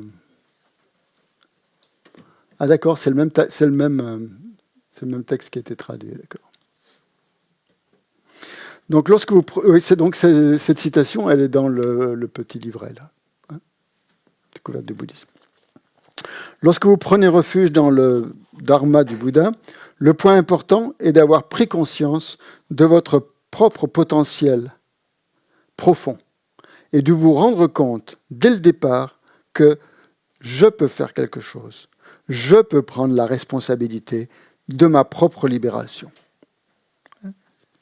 Cette attitude diffère de celle qui nous est habituelle, à savoir, je suis désespérant. Je suis un cas désespéré. Hein, c'est pas je suis désespérant, c'est je suis un cas désespéré. Je suis minable, autrement dit. Hein. Je suis nul. Hein. Je suis vraiment un cas désespéré. Peut-être que Dieu, le Bouddha ou le Lama pourront faire quelque chose pour moi. Ce genre d'attitude est complètement erronée. D'un point de vue bouddhiste, il est erroné de penser « je suis nul, je suis minable, le Bouddha pourra y remédier ». Cette attitude est erronée parce que c'est tout simplement faux. En étant convaincu que vous êtes un cas désespéré, vous avez déjà décidé que vous ne valez rien, que vous étiez nul, et vous avez déjà posé une limite à vos profondes qualités intérieures. Donc, lorsque l'on prend refuge, l'essentiel est de comprendre que l'on peut vraiment agir pour résoudre les problèmes de sa vie quotidienne en s'appuyant avec confiance et certitude sur notre sagesse, la sagesse de Bouddha, que vous pouvez également appeler votre propre sagesse activée, pour se libérer de la confusion et de la souffrance. Ça vaut vraiment la peine. Le véritable sens de la prise de refuge dans la sagesse du Dharma, c'est que c'est la porte d'entrée de la voie vers l'éveil. C'est pourquoi, traditionnellement, chaque jour, dans les pays et régions bouddhistes, les gens prennent refuge dans le Bouddha, le Dharma et la Sangha. Mais les Occidentaux n'ont pas besoin d'imiter ça, de se rendre au temple chaque jour, de prendre machinalement, automatiquement refuge dans le Bouddha, le Dharma et la Sangha. Nous n'avons pas besoin de copier les coutumes de ces pays. Ce dont nous avons besoin, c'est de reconnaître ce qui nous procure une vie heureuse et libérée. Autrement dit, donc, ce que nous avons besoin, c'est de reconnaître notre nature de Bouddha. Et au lieu de se réfugier dans le chocolat, dans les frites, dans les biscuits, dans la pizza, les gadgets, vous l'aquaponnez. Au lieu de prendre refuge dans tout cela, ou encore dans la plage, le cinéma, le pop-corn, nous devons comprendre dans notre cœur qu'une vie libre et heureuse ne dépend pas de ce type de cause, de ces phénomènes à caractère mondain. Je termine juste le dernier paragraphe. Le Lamrim, ce que nous étudions, démontre avec une précision logique et scientifique que le bonheur et la joie de l'être humain ne dépendent pas de causes matérielles. Vous devez donc comprendre cela de façon claire et nette et décider que c'est vraiment ça la réalité. Ainsi, vous ne serez pas déçus si l'on ne vous offre pas de cadeaux, si l'on ne vous offre pas de chocolat, ou parce que les gens ne font pas attention à vous. Autrement, vous êtes toujours contrarié par des broutilles et le moindre inconvénient vous rend insatisfait. Le fait d'avoir des attentes extrêmes par rapport aux objets extérieurs du monde sensoriel est source de problèmes interminables. Il est donc vraiment utile de prendre refuge dans le Bouddha, dans le Dharma et dans la Sangha. Voilà la Mayeshe, comment il parle donc du refuge. Donc ça vous donne la tonalité, d'accord ? Donc tout ce qu'on va dire, même dans la présentation, disons, classique ou traditionnelle du refuge, n'oubliez pas ça, que ce refuge, donc c'est le refuge dans notre propre potentiel intérieur et pas dans quelque chose d'extérieur qui va nous apporter un bonheur absolu auquel nous n'avons rien à faire. Donc, nous devons prendre vraiment conscience de ça, que à la fois le problème est en nous, mais aussi la solution est en nous et ne dépend que de nous. Que tous les problèmes donc viennent de notre esprit, puisque ça, je pense qu'on en a vraiment conscience. Et tant qu'on n'a pas conscience que les problèmes ou les souffrances viennent de notre esprit, eh bien on va chercher des refuges à l'extérieur. Parce qu'on pense que ces refuges vont nous apporter le bonheur. Mais à partir du moment où on a pris conscience que les problèmes venaient de notre esprit, eh bien on ne cherche plus de refuge à l'extérieur. On va chercher le refuge à l'intérieur. Puisque c'est ça qui va vraiment nous aider à gérer. On va essayer de trouver quelque chose qui gère notre esprit. Les choses extérieures, elles ne gèrent pas notre esprit. Elles le dispersent, elles le détournent, elles essayent de trouver des palliatifs, des choses, des pansements, autrement dit. Mais c'est pas ces choses-là qui vont nous aider à gérer notre esprit, à éliminer nos problèmes, autrement dit. Simplement, ça va masquer des symptômes de manière temporaire, mais ça va jamais à la racine. Donc ce qu'on veut, nous, c'est ça. Si on est là, c'est bien ça. Ce qu'on cherche, c'est aller à la racine. Parce que on a bien compris que on veut déraciner cette souffrance. Donc si déjà on a cette attitude de vouloir déraciner les souffrances, alors il est tout à fait logique et tout à fait légitime de chercher un refuge parfait, un refuge complet qui va nous amener à ça. Donc dans le bouddhisme, en fait, le bouddhisme, c'est la chose principale, comme dit le bouddhisme, c'est que toute la souffrance, tout ça, c'est bien que de notre esprit. Et donc le refuge, il va falloir le trouver dans notre esprit. Et même les conditions extérieures, le bouddhisme dit que même les conditions extérieures que l'on rencontre, elles viennent de notre esprit. Donc ça met vraiment l'accent sur l'esprit. C'est pour ça que notre premier module, si vous vous souvenez, c'était ça, c'était l'esprit. Je vous l'avais dit. Je vous ai bien prévenu. Je vous avais dit, on commence par l'esprit parce qu'on ne va parler que de ça. Hein. Et donc là, le refuge, c'est encore prendre refuge dans notre esprit, hein, qu'on appelle notre potentiel, notre nature de Bouddha, la nature de notre esprit, si vous voulez l'appeler. Il y a plein de termes qu'on trouve dans le bouddhisme, mais ça, on parle aussi de la clarté fondamentale de notre esprit, la claire lumière, tout ce que tu veux. C'est jamais de notre manière que de parler de notre esprit. Donc, la seule manière vraiment de nous libérer de la souffrance, hein, la seule possibilité, ça va être de transformer, hein, notre esprit. Et c'est à ça que le refuge va nous convier, va nous inviter. Alors, transformer notre esprit, on peut le transformer un petit peu. Hein, c'est-à-dire, si on prend un petit peu refuge, on va le transformer notre esprit un petit peu. Moyennement, si on prend moyennement refuge, ou si vraiment si on a pris conscience qu'il fallait qu'on transforme radicalement notre esprit, eh bien on va se tourner radicalement vers le refuge. Et le refuge donc va être la source, va être le moyen pour... qu'est-ce qui va faire qu'on va être heureux en fait ? Ça va être de développer, comme on l'a vu avec le karma, ça va être de développer le positif et ça va être d'éliminer le négatif. Plus on va développer le positif, plus on va accumuler, comme on dit dans le jargon bouddhiste, du mérite, c'est-à-dire du carburant pour avancer sur la voie vers l'éveil, plus on va être heureux. Plus on va éliminer du négatif en faisant des pratiques, par exemple, toutes les pratiques concourent à ça, à éliminer le négatif et à accumuler du positif. Et c'est ça qui va amener de plus en plus de bonheur dans notre esprit. Le micro, hein, pardon, si tu veux bien.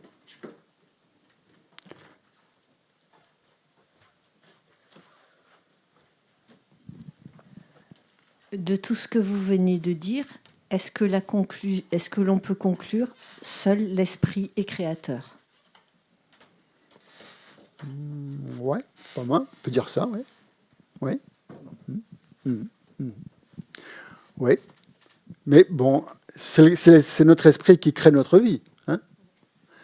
Et donc, comme notre esprit, pour l'instant, en tant il est influencé quand même par le karma, par les perturbations mentales. Donc, en fait, ce qui crée notre vie actuellement, c'est le karma et les perturbations mentales. Or, où se trouve le karma et les perturbations mentales ? Elles se trouvent dans notre esprit. Hein. Donc, si notre esprit est complètement soumis au karma et aux perturbations mentales, il est créateur de souffrance. Il crée la souffrance. Si notre esprit est libéré du karma et des perturbations mentales, il crée du bonheur, constamment. Donc, un être réalisé, un être qui a éliminé, disons, un être qui est libéré, hein, qui a éliminé le karma et les perturbations mentales, est complètement heureux. Hein. Il n'a plus de cause de souffrance. Les causes de souffrance sont éliminées dans son esprit. Où sont les causes de souffrance ? Elles sont dans l'esprit. Où sont les causes de bonheur ? Elles sont dans l'esprit. Donc, effectivement, oui, on peut dire que l'esprit est le créateur de tous les bonheurs et le créateur de toutes les souffrances. Si vous avez compris ça, il n'y a pas besoin de chercher un refuge à l'extérieur. Hein. Vous allez chercher refuge dans votre propre esprit, et c'est ce à quoi ce que nous invite à faire la Mayéché. À ne pas imiter. C'est pas parce qu'on va se prosterner 3 fois par terre qu'on va prendre refuge mieux que si on réfléchit au refuge. Hein. Ce sont des gestes, ce sont des attitudes. Mais si elles ne sont pas dictées par une attitude intérieure, un état d'esprit, ça n'apporte rien. Hein. Ça n'apporte aucun bonheur. C'est de la gymnastique. Hein. Vous pouvez faire des prosternations, 100 000. Si pendant que vous vous prosternez, vous pensez que vous êtes sur la plage à Goa ou en Californie, ça ne sera pas vraiment libérateur. Hein. Donc c'est ça, si vous voulez vraiment être bouddhiste, c'est pour ça que être bouddhiste c'est difficile, parce que c'est sans arrêt examiner ce qui se passe dans son esprit. Est-ce que je suis en train de créer des causes de bonheur, ou est-ce que je suis en train de créer des causes de souffrance, en agissant comme ceci, en pensant comme cela, en parlant comme cela, automatiquement, hein. Donc ça, on l'a compris par rapport au karma. On avait dit que le karma, c'était ça, hein, c'est vraiment reconnaître ce qui crée la souffrance et ce qui crée le bonheur, en s'appuyant sur la loi sur cette causalité. Et c'est ça qui nous permet de transformer notre esprit, justement, hein. Donc le karma, c'est pas quelque chose qui est irrémédiable, c'est pas comme le destin où c'est déjà tout tracé, puisqu'on peut agir sur le karma, on peut le transformer. Si on voit que telle action amène de la souffrance, tac, on peut arrêter. Et on cesse immédiatement de créer un karma de souffrance. Et où ça se passe, ça ? Ça se passe dans l'esprit. C'est l'esprit qui dit « stop, arrête ». Tu as assez fait ça, tu sais où ça mène, tu sais où ça va, tu connais les résultats, ça fait souffrir toi et les autres, stop, hein. Et ça amène de la vigilance, ça amène de l'attention, ça amène un comportement plus éthique, disons. Et tout ça se décide dans l'esprit. Donc le refuge va avoir lieu en fait dans l'esprit. Le refuge, c'est pas simplement réciter des prières de refuge, c'est chaque fois qu'on récite ces prières de refuge, amener cet état d'esprit du refuge. Le refuge, je veux pas dire... Il y a toujours cette prière de refuge au début de chaque texte, de chaque pratique, mais le simple fait de la réciter ne donne pas un refuge garanti, ne garantit pas le refuge. Même si on joint les mains, même si on regarde le Bouddha, même si on visualise le Bouddha, c'est bien, c'est formidable. Déjà, le corps... Si on fait les trois en même temps, c'est parfait. Ouais. Si pendant que vous prenez refuge, vous joignez les mains, c'est le corps, avec le corps fait quelque chose de positif. Si vous récitez une prière, votre parole devient positive. Et c'est encore mieux, si votre esprit est tourné vers le refuge, à ce moment-là, vos trois portes, corps, parole, esprit, sont vraiment en train de prendre refuge. Donc oui, effectivement, je dirais que tout est dans l'esprit. Ça ne veut pas dire que le monde extérieur n'existe pas, hein. On ne peut pas dire, quand même. Il ne faut pas aller aux extrêmes non plus. Mais les situations que vous rencontrez, hein, elles sont karmiques quelque part. Pas toutes, évidemment, mais bon, il y a des choses naturelles qui ont lieu de par les causes et les effets dans la nature, hein. Faut pas non plus on n'est pas responsable de tout ce qui arrive dans le monde, hein, parce que sinon ça serait douloureux. Donc je disais que plus on va développer le positif, plus on va être heureux, plus on va éliminer le négatif, plus aussi on va être heureux, hein. Donc c'est en éliminant le négatif et en cultivant les éléments positifs que ça va amener du bonheur, et c'est ce à quoi va nous inciter le refuge, en quelque sorte. Donc pour atteindre pour obtenir le bonheur que l'on veut obtenir, ce bonheur parfait, ce bonheur qui ne trompe pas, il nous faut une méthode, hein. C'est ça qu'on cherche, au fond. Si on est là aussi un peu, c'est parce qu'on veut une méthode. C'est bien beau, les paroles, tout ça, ils nous racontent, mais on veut une méthode, on veut appliquer une méthode.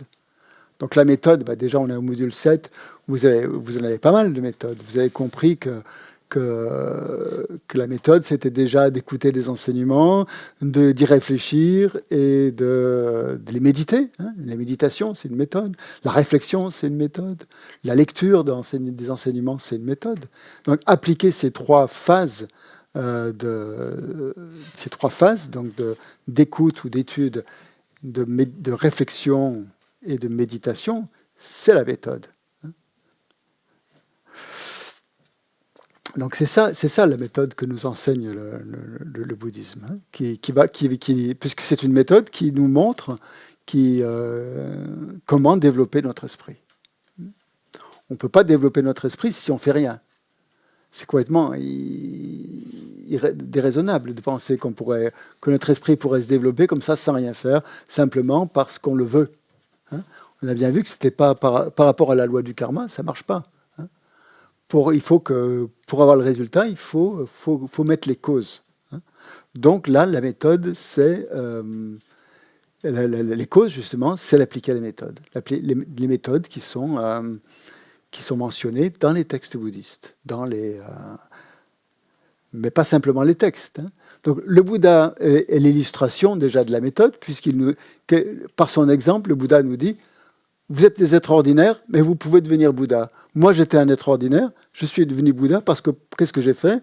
J'ai développé le potentiel de mon esprit. J'ai éliminé tous les défauts, j'ai développé toutes les qualités. Hein? J'étais un être ordinaire, je suis devenu. Donc, vous pouvez devenir Bouddha. Vous pouvez être un être complètement éveillé aussi. C'est possible. Hein? Donc, ça, c'est l'exemple du Bouddha, déjà, nous donne la possibilité, nous montre que c'est possible. Et ensuite, il y a tout le dharma. Hein. Le dharma, c'est quoi? C'est tous les textes qui sont à notre disposition, tous les traités, il y a une multiplicité. C'est pas la peine de tous les lire. Hein. Ce qu'on est en train de faire, le Lamrim, on a exactement la méthode qui nous convient dans le Lamrim, hein, et qui s'adapte à tout le monde, à notre esprit occidental, asiatique, tout ce qu'on veut. On a le chemin tout balisé, tout tracé, depuis le début, depuis la précieuse renaissance humaine, ou la dévotion au maître, si vous préférez, jusqu'à la vue de la vacuité. Hein. C'est-à-dire tous les éléments sont là pour atteindre l'éveil. Si vous appliquez cette méthode qui est le Lamrim, la voie progressive, vous êtes sûr d'atteindre l'éveil. Donc ça, c'est le Bouddha. Et puis le Sangha, c'est toutes les gens qui vont nous aider. On a besoin de personnes aussi. Hein. On ne pratique pas tout seul. On est guidé, on a des guides spirituels. On a besoin d'exemples vivants pour pouvoir pratiquer. Des guides qualifiés, je m'entends, hein, pas n'importe qui. Pas simplement nos compagnons de dharma. Ils sont bien gentils, mais on a besoin de quelque chose de plus que ça. Hein, de véritables guides, hein, qui suivent la voie, ou qui font plus que la suivre, qui sont arrivés peut-être au bout de la voie. Et ça, on peut le voir donc par leur comportement. Est-ce qu'ils ont un comportement éthique? Est-ce qu'ils ont de la sagesse? Est-ce qu'ils ont de la compassion? Est-ce qu'ils sont la manifestation ou la représentation des qualités que l'on trouve exposées dans les textes bouddhistes ou pas? Hein? Donc on peut s'appuyer sur ça. Hein? Donc la méthode, elle est là. Elle est dans ces trois, dans le Bouddha, le Dharma et la Sangha, qui vont nous donner les éléments pour un refuge parfait, qui vont nous montrer comment développer notre esprit.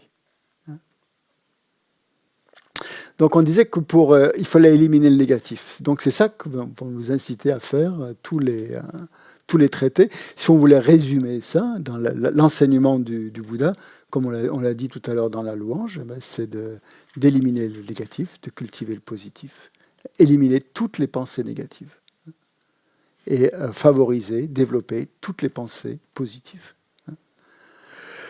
Est-ce qu'on peut supprimer les pensées négatives ? Qu'est-ce que vous en pensez? Non, micro. On va dire, si on dit non, il faut argumenter. Hein. Si on dit oui aussi, d'ailleurs. Est-ce qu'on peut supprimer les pensées négatives? Voilà ma question.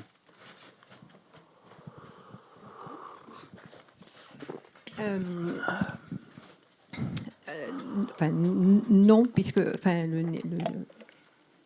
en se concentrant sur des pensées positives, en ajoutant les supprimer, parce qu'on amène des pensées positives. Si on a une pensée ou même une perturbation négative, moi perso, je pense au positif. Voilà. Ce qui fait que je ne me concentre pas à essayer, non, ne pense pas à ça, machin, ça ne sert à rien, c'est pas... Bon, elle est là, donc je la prends telle qu'elle est, mais après je me concentre ou même je médite sur quelque chose de positif, et ça passe. Mm-hmm. Voilà, plutôt que de perdre mon temps à la chasser. Les pensées négatives, au niveau où perso j'en suis, j'en ai forcément. Bien sûr. Voilà, mais elles ne me dérangent plus comme avant. Voilà. Très bien. Je crois que c'est bien. Hein. C'est bien comme réponse. Hein. Vous êtes d'accord?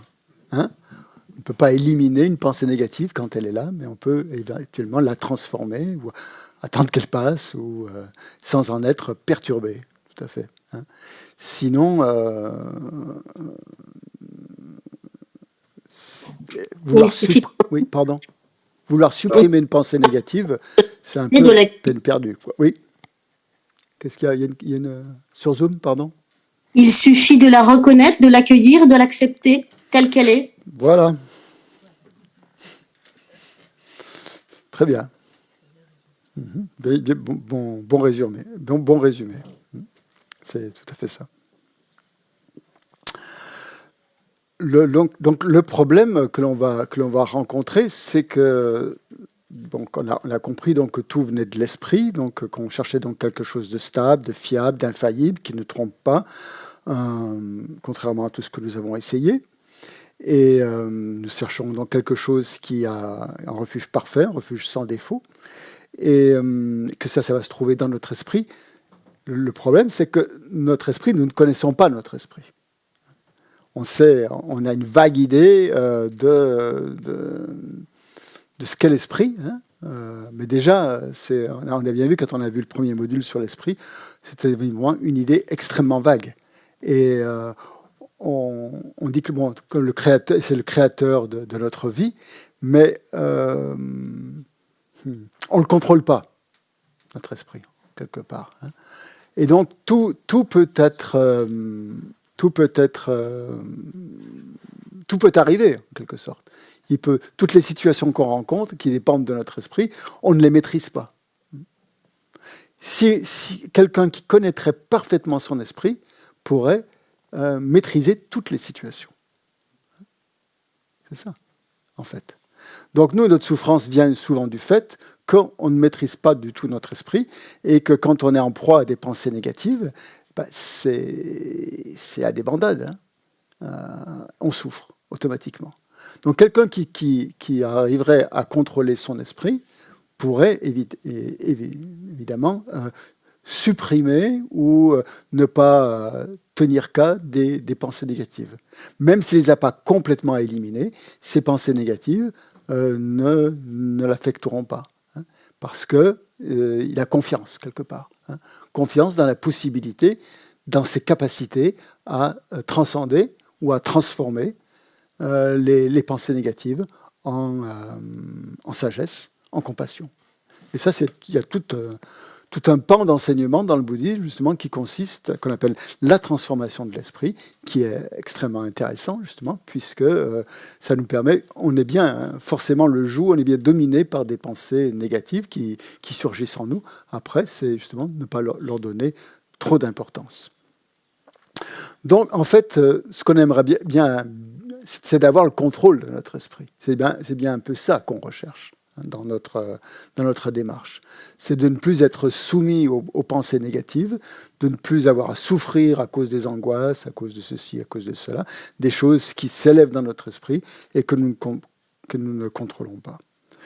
Donc, le refuge commence à partir déjà de tous ces genres de constatations qu'on vient un peu d'énumérer, de voir un petit peu en vrac.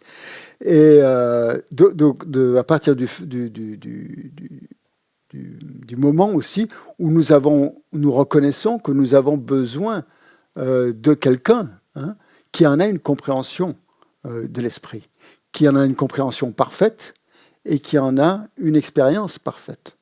Donc le premier refuge, en fait, le refuge absolu, ça va être ça, en fait. Ça va être de placer sa confiance, de placer sa foi dans quelqu'un qui a une compréhension et une expérience parfaite de l'esprit. Et c'est exactement ça ce que veut dire le terme Bouddha. La définition de Bouddha, c'est ça, hein. C'est quelqu'un qui a développé toutes les qualités, qui ne fait pas d'erreur, autrement dit, qui n'a plus de défauts, qui a éliminé tous les défauts. Donc qui a une compréhension, qui a un contrôle, qui a une maîtrise parfaite de son esprit. Et c'est en ça qu'on prend refuge.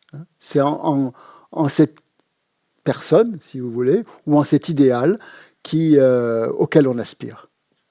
Et donc qui est tout simplement, comme disait Lama Yeshe, le prolongement du potentiel de notre esprit à devenir Bouddha. Donc, vous voyez, il y a toujours faire le rapport entre ce Bouddha extérieur, ce que veut dire un Bouddha, ce que c'est un Bouddha, hein, quelqu'un qui a toutes les qualités, qui a la parfaite expérience de notre esprit, et ce vers quoi on tend, en fait, aussi. On a dans une certaine mesure, on a tous plus ou moins le contrôle de notre esprit, dans une certaine mesure. Pas tout le temps, hein, mais à certains moments, on l'a. Donc on voit que c'est possible. On voit que c'est possible. On voit que c'est possible, comme tu viens de le dire, de transformer les pensées négatives, de ne pas être soumis aux pensées négatives. Il suffit comme je dis, de les reconnaître, et c'est la libération. La pensée se libère.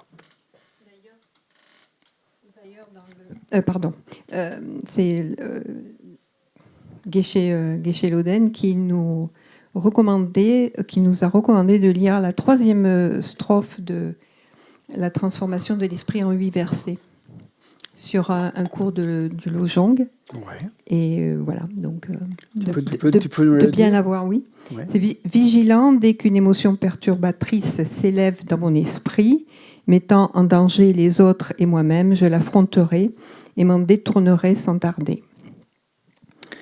Voilà, quand je vois des êtres d'un naturel méchant, accablés par de violentes négativités. C'est la suivante. Voilà. Très bien.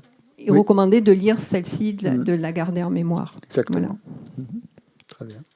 Donc de reconnaître, de voir apparaître, de reconnaître, comme quelqu'un le disait, ces pensées négatives qui surgissent dans notre esprit et automatiquement essayer de les transformer. Et plus on a ce refuge, justement, dans les qualités de notre esprit, plus c'est facile. On va faire une pause juste un petit peu avant. Donc, on reconnaît donc ce besoin de s'appuyer sur quelqu'un qui a une compréhension parfaite. Et à notre niveau à nous, quand on a des problèmes mentaux, qui est-ce qu'on va voir? On va avoir un psy, normalement. Donc, on pourrait dire que le Bouddha, c'est le psychologue suprême. Mais on peut aussi aller voir des psys. Si vraiment il y a des problèmes au niveau conventionnel, on a besoin de résoudre certains problèmes et qu'on n'y arrive pas de manière par le refuge ou par d'autres, il est tout à fait légitime aussi de passer par la psychologie occidentale, sans forcément prendre refuge dans la psychologie occidentale. Vous voyez ce que je veux dire? On peut très bien s'appuyer sur des psychologues pour éliminer certaines souffrances mentales. Après, c'est pas un refuge ultime. C'est un refuge conventionnel, un refuge immédiat qui peut avoir son utilité si on n'en fait pas, bien sûr, un refuge absolu. Après, il faut savoir, la psychologie occidentale, ça reste quand même des théories. Le bouddhisme n'est pas une théorie. Okay? C'est pas une théorie, le bouddhisme. Le mot dharma, qu'on traduit par... le bouddhisme, c'est la traduction du mot dharma en sanskrit, che en tibétain. Et le dharma n'est pas une théorie, c'est la réalité. Alors une théorie psychologique n'est pas la réalité. Ça reste une théorie. Donc c'est pour ça qu'on ne va pas prendre refuge dans une théorie. Puis cette théorie, elle est forcément temporaire, elle marche en fonction de causes et de conditions, en fonction des modes peut-être. Il y a des modes. Il y a, 100 ans, c'était la psychanalyse. Maintenant, la psychanalyse, Freud, on ne veut plus en entendre parler. Il y a autre chose. Voilà. Il y a d'autres types de théories qui semblent plus adaptées à notre époque, mais ça reste des théories. Et dans 100 ans, ces théories, elles seront peut-être plus valables non plus. Donc c'est un psychologue, malgré toute la bonne motivation, et je suis sûr que tous les psychologues ont une excellente motivation de vouloir soigner les gens, j'ai aucun doute là-dessus, mais ils ne peuvent pas, ils ne restent que dans un domaine conventionnel pour nous aider à fonctionner dans une société. Et par exemple, là où il y a par exemple une grande divergence entre les théories psychologiques occidentales et le bouddhisme, c'est au niveau de la colère, par exemple. Le bouddhisme dit qu'il faut absolument éviter la colère, parce que la colère, c'est extrêmement nuisible. Extrêmement nuisible. Un psychologue va vous dire, au contraire, il faut exprimer votre colère. Il ne faut pas la garder en dedans, sinon ça pourrit, sinon ça vous fait du mal, etc. etc. Et là, il y a une divergence, une divergence complète. J'avais vu des rapports, des résultats d'analyse, des psychologues, je ne me souviens plus, c'est il y a quelques temps déjà, on analysait justement des gens qui donnaient libre cours à leur colère et des gens qui, justement, essayaient de transformer leur colère. Pas forcément de la réprimer, voilà, mais qui essayaient de faire quelque chose de la colère, de la transformer. Et il y avait des résultats extrêmement très, très intéressants. C'est-à-dire que ceux qui donnaient libre cours à la colère avaient de plus en plus de colère. Évidemment. Il y avait de plus en plus de colère. Ceux qui essayaient de la réprimer, ils utilisaient des méthodes, ils essayaient d'appliquer des méthodes, et il y avait de moins en moins de colère. D'après ces expériences. Après, moi, je n'ai pas analysé si ces expériences avaient été faites dans les bonnes conditions. Voilà. Bon, enfin bref. Bon. Ouais, pardon. Eric, ouais. Tu veux prendre le micro ?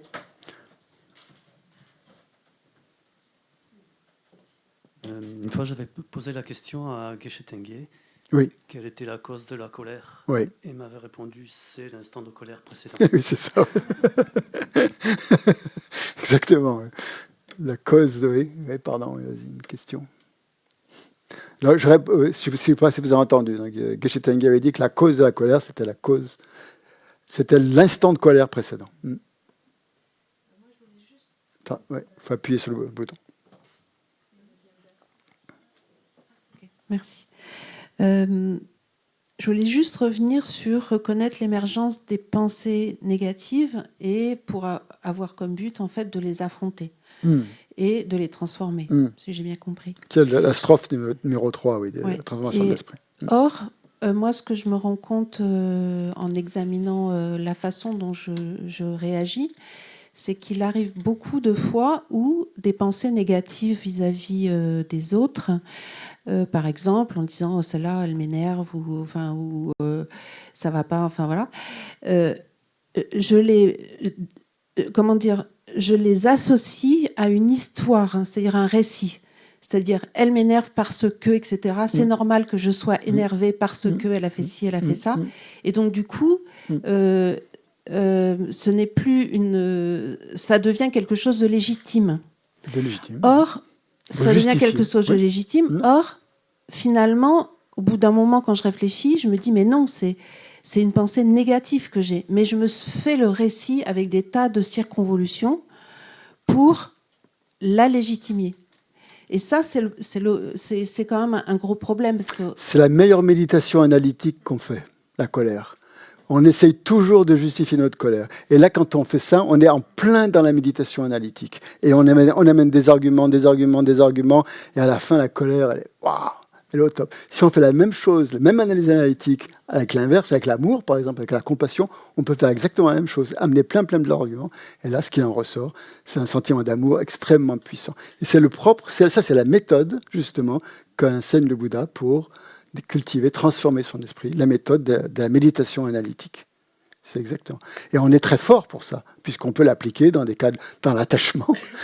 Quand on est attaché à quelqu'un, ça y va aussi. Et dans la colère, on a tout de suite les arguments qu'il faut. Et là, on arrive à un ressenti extrêmement puissant. Mais on peut faire exactement la même chose avec le positif. Et c'est ce qu'on appelle la méditation analytique.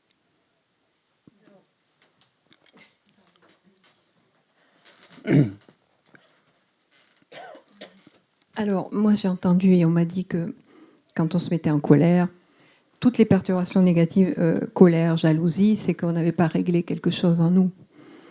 C'est-à-dire qu'on a, à la limite, aucune raison, avoir l'esprit en paix, c'est avoir aucune raison d'être en colère. Parce en analysant, enfin, moi, perso, toujours, la colère, je sais d'où elle vient. Quand j'analyse et que je médite là-dessus, je sais d'où vient ma colère. Donc, c'est vrai que ça passe assez rapidement par rapport à avant, quoi. Voilà. C'est la méthode qu'enseigne le Bouddha, justement, pour éliminer ou, disons, réduire les perturbations mentales, c'est d'analyser leurs causes et d'analyser leur fonctionnement, leurs méfaits, voilà, de faire vraiment une analyse de ça. Ça demande du courage, tout à fait. Voilà. On fait une pause ? On reprend à midi, un quart d'heure.